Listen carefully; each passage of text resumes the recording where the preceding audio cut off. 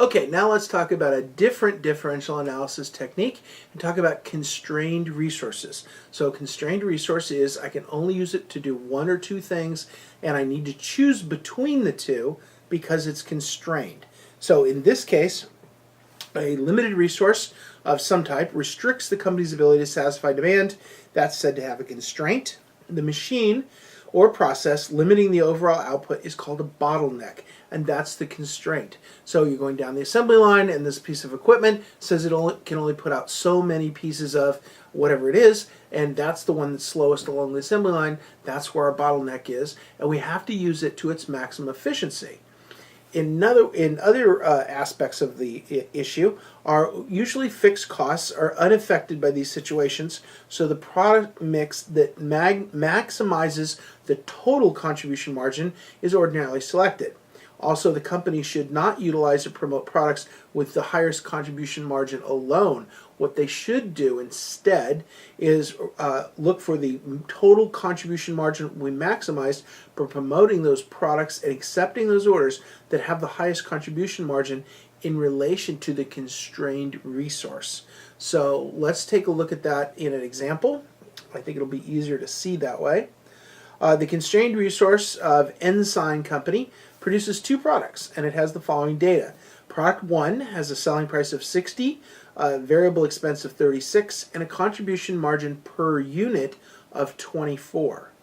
The product 2 has a selling price of $50, variable expenses of 35, and a contribution margin of 15. So 24 on one product, 15 on the other. So the higher contribution margin of selling product 1 is definitely beneficial over product 2.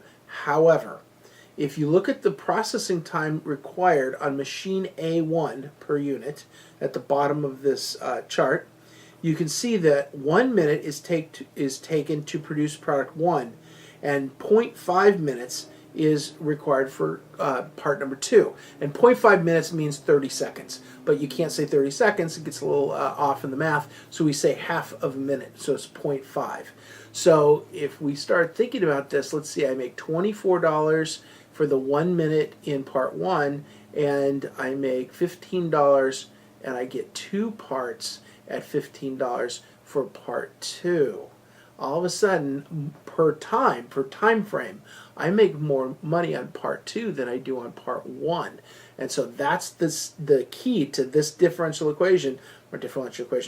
This differential analysis is that we're looking for the combination of the two that magnifies our contribution margin, not just defaulting to, oh, we just sell more of product 1 because we have constrained resources and we can't make as many in the same amount of time.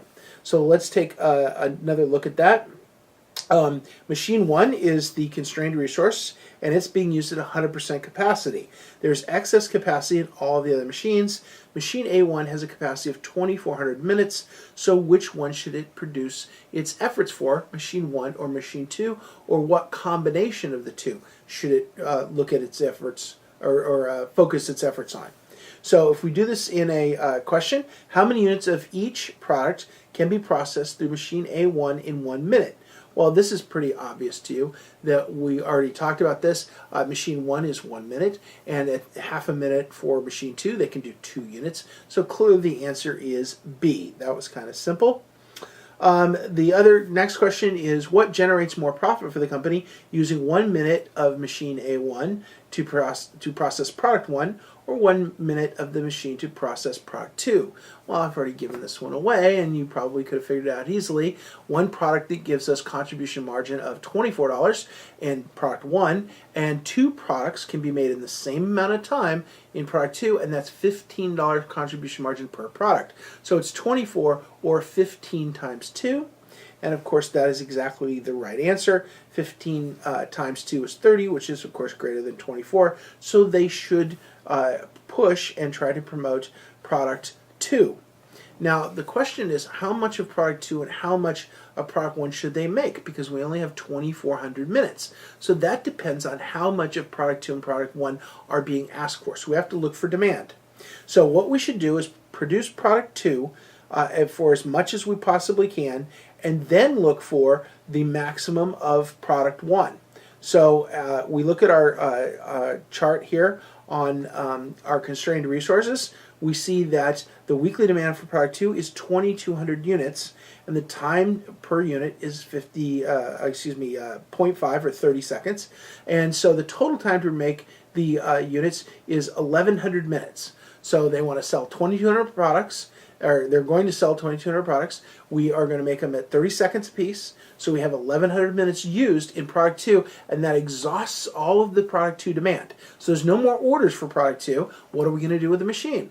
Well, clearly we're going to make product 1s, right? So we had 2,400 minutes total.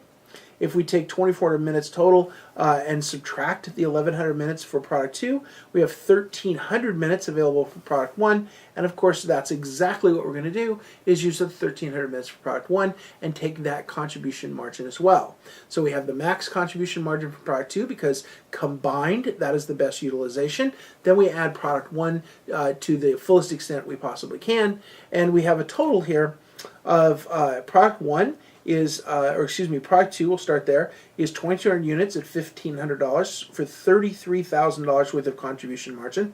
Product 1 takes all the other minutes, which is 1,300 minutes at $24 for $31,200. And so the total contribution margin for the Ensign company is $64,200, and there is no way to make more contribution margin because you have maxed out the highest contribution margin per minute because the resource was constrained. Now, what if the resource wasn't constrained?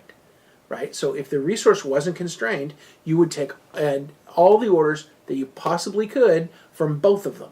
But we don't always have capacity for all the orders. So you, as a manufacturer, you have to make sure you get the maximum contribution margin, and often that is how fast are you doing each job, and then how much does each job contribute contribution margin. So that's the thing that is most important to look at here. Not just that product A contributes more than product B, but that product A takes a minute, product B takes half a minute, so I can do 2 product Bs.